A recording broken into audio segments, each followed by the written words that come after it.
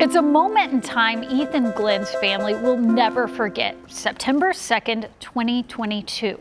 The freshman at Bloomington Jefferson High School was playing in a football game when what appeared to be a routine play changed Ethan's life.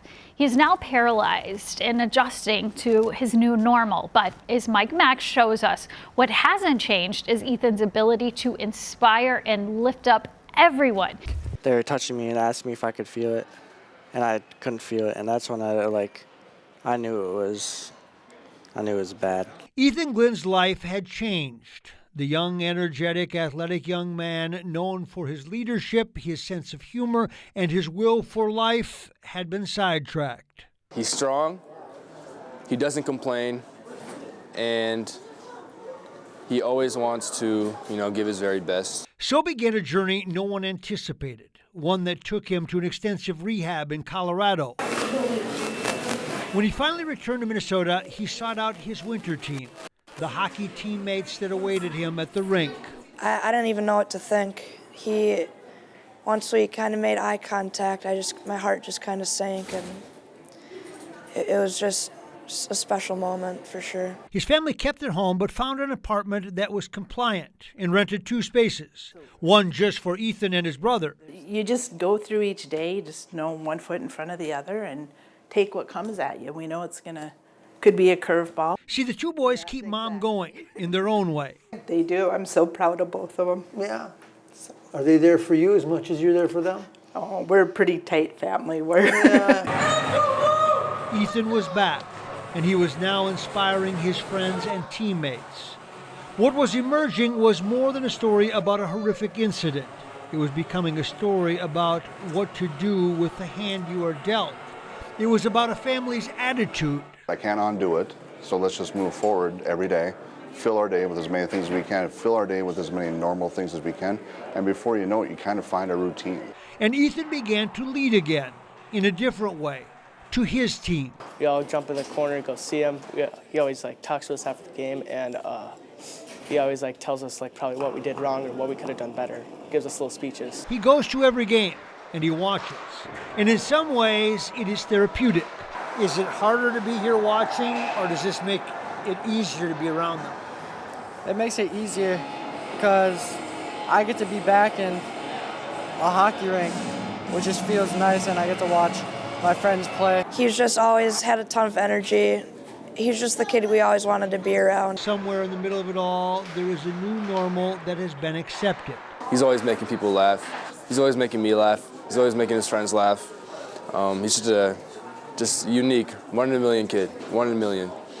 I'm just so proud of him. And the takeaway is that Ethan is reminding everyone that attitude is a choice. It is independent of circumstances, and that surrounding yourself with the right people, it matters a lot. They've helped a lot. They all reach out, and when I was in Colorado, and they all checked on me, and they've helped me. And he's helped them to understand the choice he has made for what is difficult to comprehend. At the start, it's everyone feels so bad for him. But even in the tough times, he's been able to put a smile on his face, and it's just great to see him happy. See, this young man really has only changed physically, and he's become stronger emotionally, and he's refused to give in to circumstance. Stuff happens fast, and it can change just like that, and you just got to keep going. You're gonna have people there to support you, and you just got to keep going.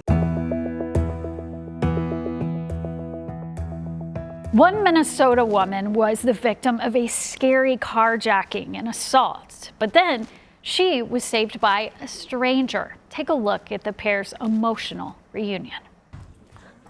Hi! Oh my gosh! For 30 seconds, these near strangers, connected by fate, simply held each other, and they shared their memories of the other. And that's what I saw, is I just saw you running towards me, and it's just holding me, and telling me that it's okay, I'm here now. Billy Joe Cruzy met Christy Bridgman last month after a terrifying, violent ordeal that began with a highway collision. All of a sudden, I felt this bang, and my back window shattered. Shaken on the side of Highway 169 near Elk River, Billy Joe called 911 and because of the cold, invited the man who hit her to wait in her car. Bottom line, I should never let him in my vehicle. She says he told her not to call the police because he couldn't get another DWI, then that she needed to get out of the car or he would have to shoot her. And like this, and he was hitting me in the face, he hit me in the head, he hit me in the ear, and I told him, I have kids, please don't do this. Billy Joe says he pushed her partway out of the car and drove off, dragging her with it. Then she was alone, screaming for help when Christy heard her driving by. I just saw you there. I saw you needed help.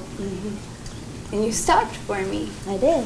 Leaving the car he was driving at the scene with a loaded gun inside, police arrested Edward LaFour Jr. last week. He's charged with 5 felonies, including aggravated robbery and assault. He terrifies me, so, but I feel better. Christy has helped Billy Joe feel better too, knowing someone was there in the darkness to help. You literally saved me. In Zimmerman, David Schumann. And I'm very grateful. WCCO 4 News. A lineup of experienced Broadway actors are spending their winter in Minneapolis. They are part of a new play at the Guthrie Theater that is fiction yet historic, and it's offering an often untold perspective on Black history during the Harlem Renaissance. I spoke with the lead actor about why she decided to head to the Guthrie for the first time in her career. This is my first time at the Guthrie, first of all. What do you think? It's been amazing. And she has seen a lot. The native New Yorker and Dartmouth grad just finished touring with Broadway's Hadestown. Now she's enjoying this town. And being here by the river, and it's gorgeous. But this theater is like state of the art. And just being able to be on the stage with these wonderful humans has been a joy, truly. What is the reputation outside of here? The reputation is that this is one of the regional theaters in the country to work at. So when this audition came up, it really was like, I gotta get this job. And she did. She plays Angel, a spirited showgirl and musician in Harlem in 1930. As the Renaissance turned into the Depression, she and her friends navigate life and love. And I got my this beautiful dress again. It's been really wonderful to be a complicated, joyous, angry, cool, funny woman. I love my baby like a schoolboy loves his pie.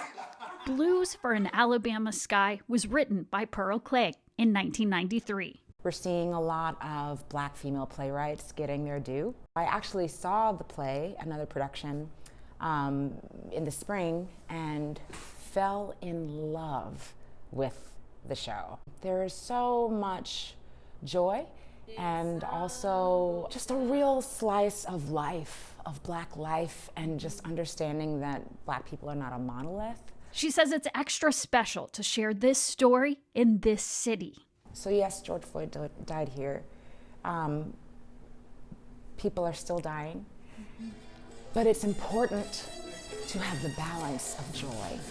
And I think that this play really does that wonderfully. And I'm singing the best I've sung in years. She says she's found joy in this Minnesota theater and hopes others do too. But you also get to celebrate Black life and just life in general of human beings, and it's really a wonderful, wonderful piece of theater. Family over everything. Up next, we're going to introduce you to a local basketball coach who lives by that motto.